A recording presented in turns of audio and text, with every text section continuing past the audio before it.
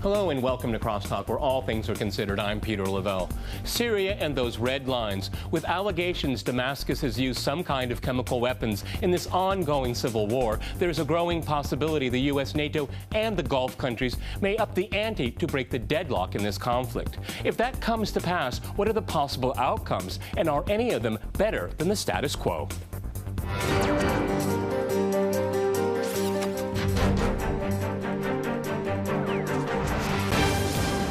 To Crosstalk Syria, I'm joined by my guests in Washington, Mark Jacobson. He is a senior transatlantic fellow at the German Marshall Fund of the United States. And we also have John Glazer. He is an editor at antiwar.com. All right, gentlemen, Crosstalk rules in effect. That means you can jump in anytime you want, and I very much encourage it. Okay, John, I'd like to start with you. You wrote in your blog why Obama's chemical weapons red line in Syria is bogus. Explain yourself. Well, the first thing is that he shifted his red line before. It used to be that if Assad moved around chemical weapons, that would be crossing a red line, and Obama would pursue some unspecified counteraction. The second reason is that, there are no good military options in Syria, and the Obama administration has said this a number of times. A no-fly zone would put more civilians at risk. Safe zones don't work. Moving in to secure the chemical weapons would need at least 75,000 troops. And all of these options would end up embroiling the U.S. in a quagmire, and regime change and nation building, as we've seen in Iraq and Afghanistan, go so awry. And plus, there's no opposition in order to replace Assad, so then we're in a real mess. John, I just want to ask you, but Obama keeps saying Assad has to go. I mean, isn't he turning into a joke? You must go, but we're not going to do anything about it. He says that in order, as a sort of public rhetoric, in order to seem like he cares about the humanitarian situation in Syria.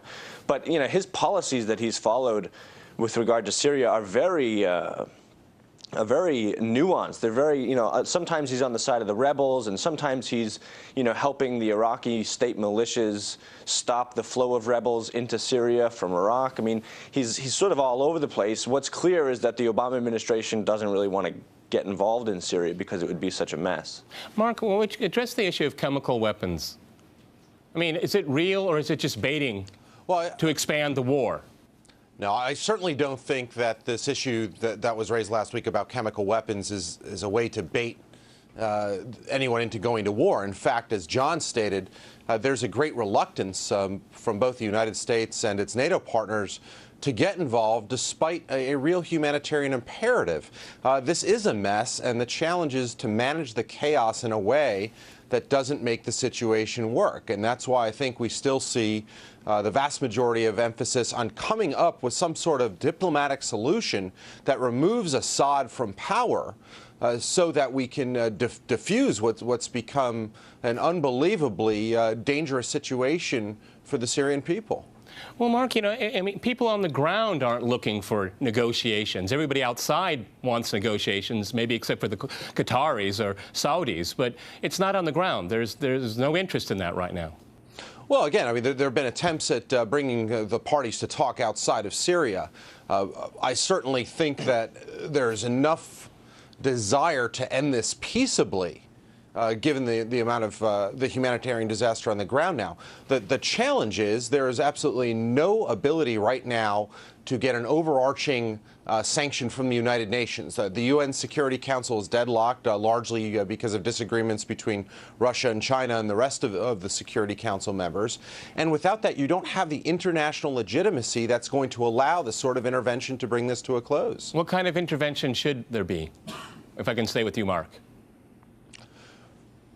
Sure. I think probably the best option is, of course, a cessation of hostilities. And by that, I mean the attacks by the Syrian military against the population of Syria, a peaceful transition of power to a transitional government where then you could have free and fair elections later on. And that may require some sort of, I think in best case, UN mandated peacekeeping presence. I think Bosnia provides a particularly good model, but my assumption here is that you can bring the security down to a level where the active fighting has largely been concluded before any sort of peacekeeping force would be able to enter Syria. John, what do you think about that? Well, the problem here with getting sides to cease hostilities and perhaps negotiate with each other is that both sides are backed by foreign powers. This is a problem. There's actually a lot of literature in the political science field that deals with this. When civil conflicts, civil wars happen, and both sides are emboldened by outside powers that feel like they have a stake in what happens, both sides are emboldened, and they won't. They're not incentivized to lay down their arms and start to negotiate. They're not incentivized to compromise because they think they can win in a sort of all-out kind of way.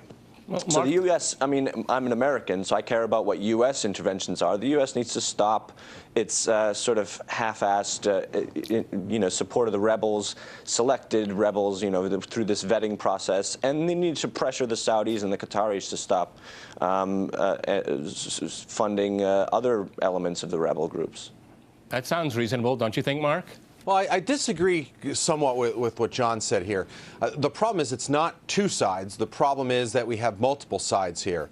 And I think it's not just in the U.S. national interest, but I think it's in, frankly, the regional and global interest that extremists. You take a look at the Nusra Front and this proclamation that now we have a broader Iraqi, Syrian, al-Qaeda-sponsored movement that's going to somehow free the Syrian people. That's ludicrous. That's not what the Syrian people want.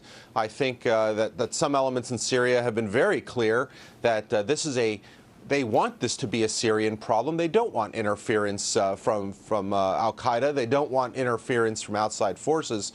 But where I would agree with John is there is a reality. Nations do have interests, whether that's the Gulf nations, whether that's the United States and Russia. But I do think that there is an imperative to support the Free Syrian Army. I think there's an imperative to support the people who are trying to get away from a despot who's killed his own people. John, support the rebels. So yeah, this is a problem. First of all, if there were an imperative to support the so-called Free Syrian Army, there would be certain requirements, like, is there a Free Syrian Army? Or is it too factional and... Okay. Yeah, and this is a real problem. If you decide to intervene in a conflict on one side, you have to have some reasonable expectation of what's going to happen, as opposed to virtually none, which we have. I mean, the Obama administration has even stated that knocking out the Assad regime would create a power vacuum, and even if we were supporting the Free Syrian Army, it would still descend into probably anarchic civil war as the kind of on the order that we saw in Iraq.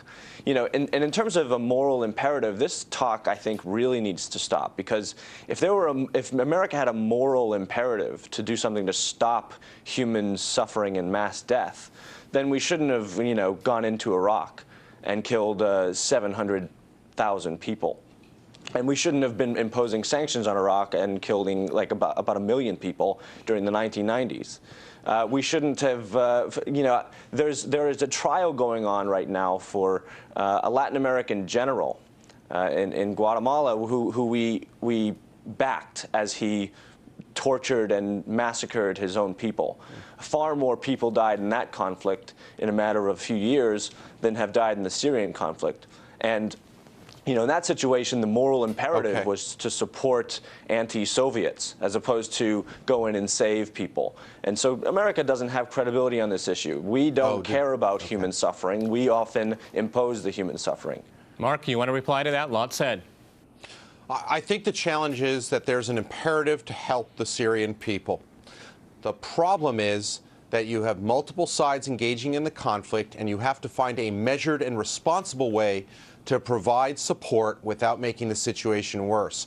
And I think that the provision of the non-lethal support, the open provision of non-lethal support, has been exactly the right move. Now, I would also advocate perhaps something that's being done on the private side, and that is the provision of lethal support as well. But there is a danger in that that we create in the future a worse situation for the Syrian people. And I think that's why nations have been reluctant as a group to provide lethal support versus the non-lethal efforts. Okay, John, does it ever work out, these interventions, if it were to come to pass? Almost never. I mean, you think about the past situations in which America has intervened in civil conflicts, choosing one side over the other in their own interests, not for humanitarian reasons, because the U.S. doesn't care about humanitarian reasons.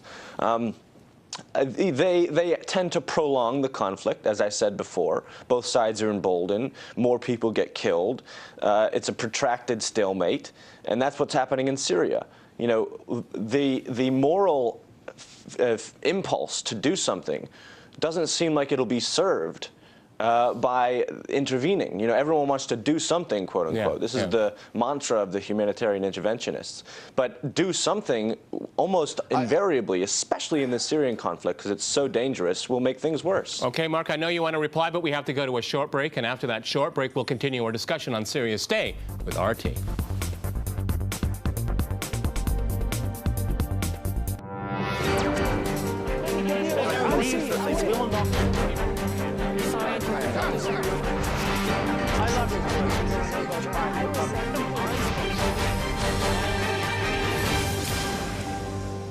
Welcome back to Crosstalk, where all things are considered. I'm Peter LaBelle. To remind you, we're discussing Syria.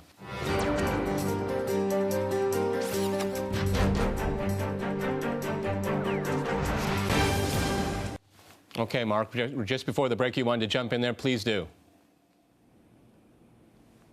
I would disagree with John in terms of the U.S. not caring in terms of humanitarian intervention. I think there's a long record of humanitarian intervention by the United States. In fact, the U.S. often receives a great deal of criticism for that.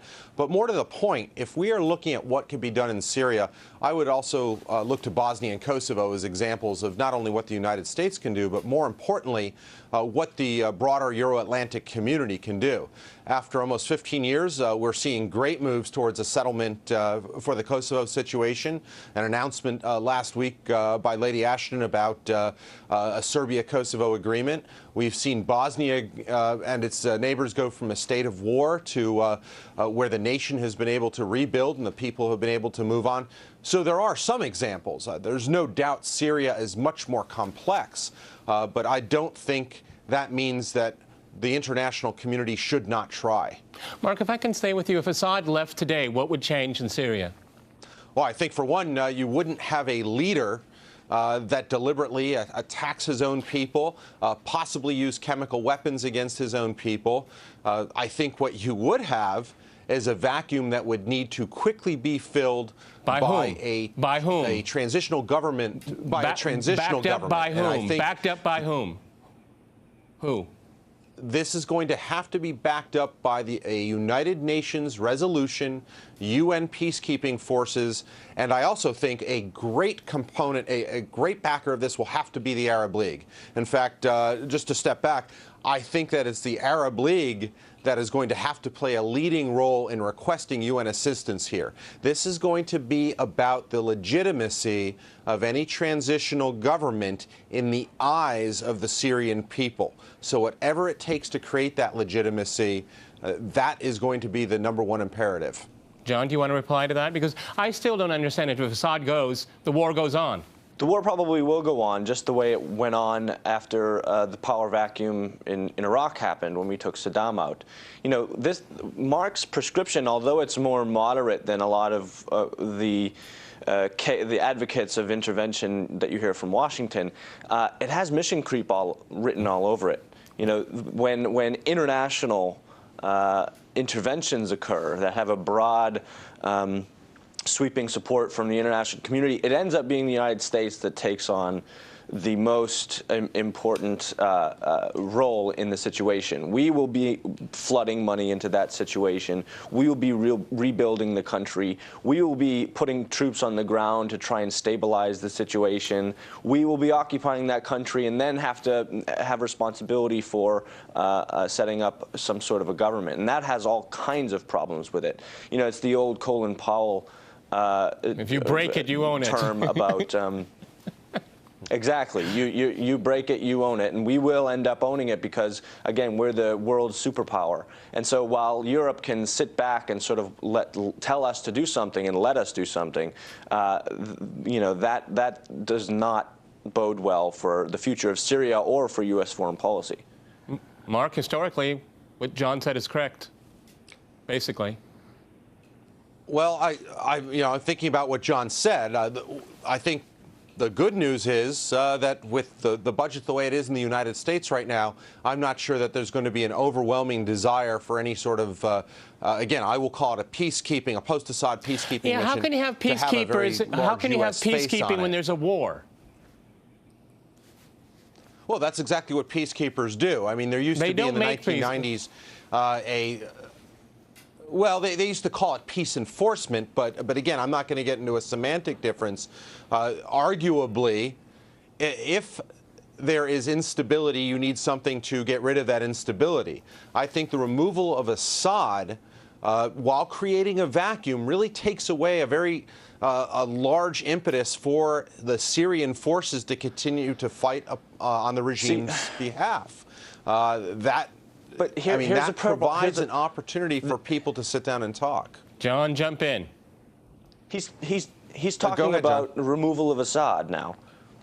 He's talking about a removal of Assad. You know, when it's important to try and have an even mind about this. If Assad is supposedly committing all kinds of war crimes, then how is it legitimate for the United States to lead an effort in committing a war crime?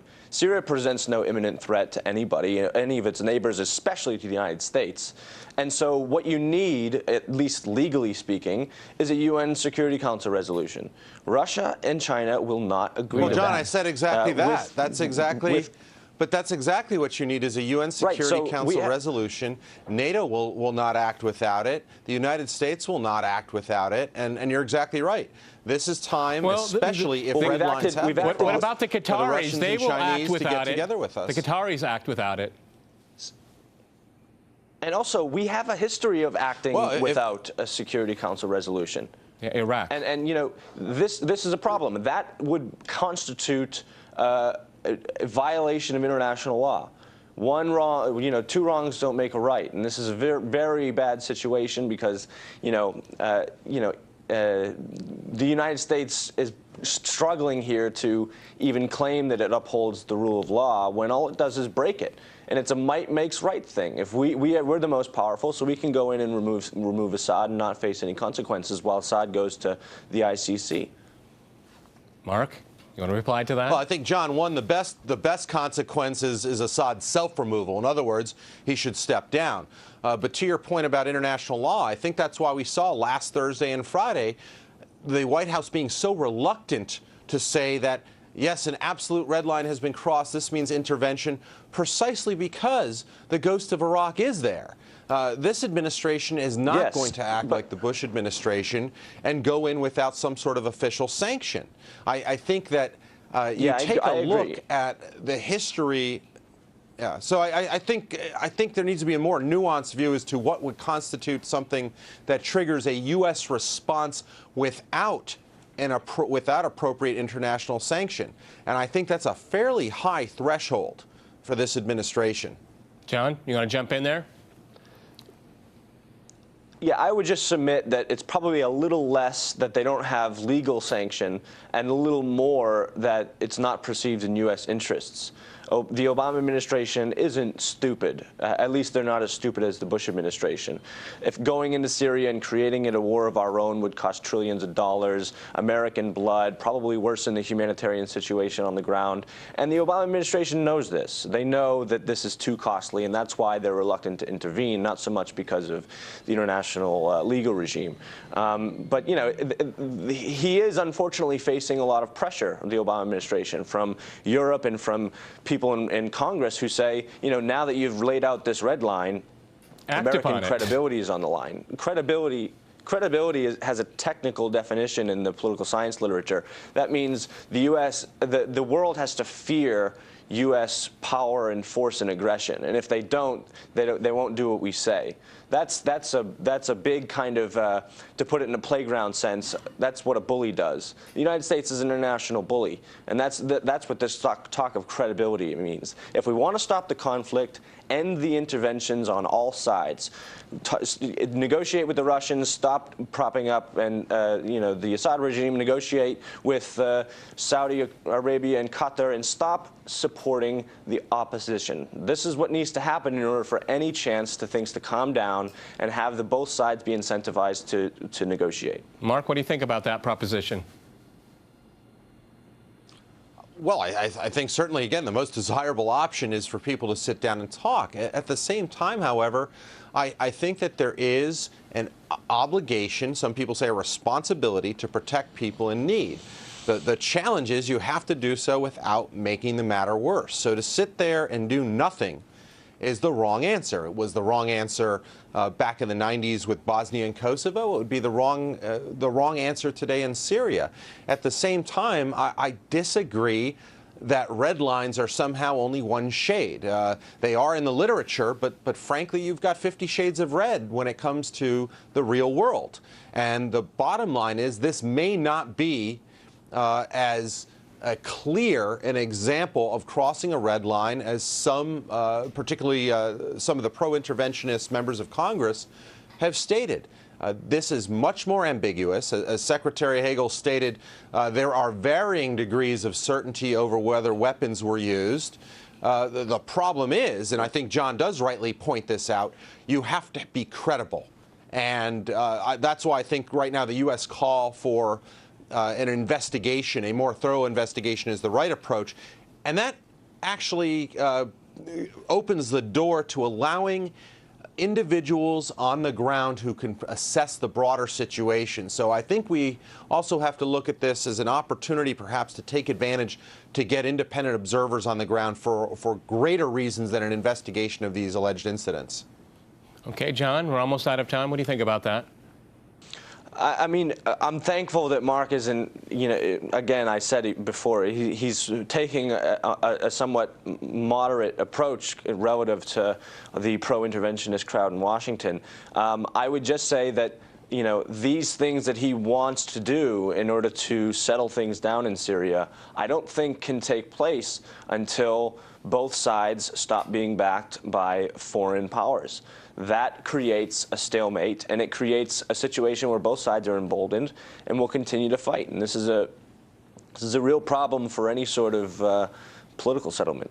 All right, gentlemen, we've run out of time. Fascinating discussion. Many thanks today to my guests in Washington, and thanks to our viewers for watching us here at RT. See you next time, and remember, crosstalk rules.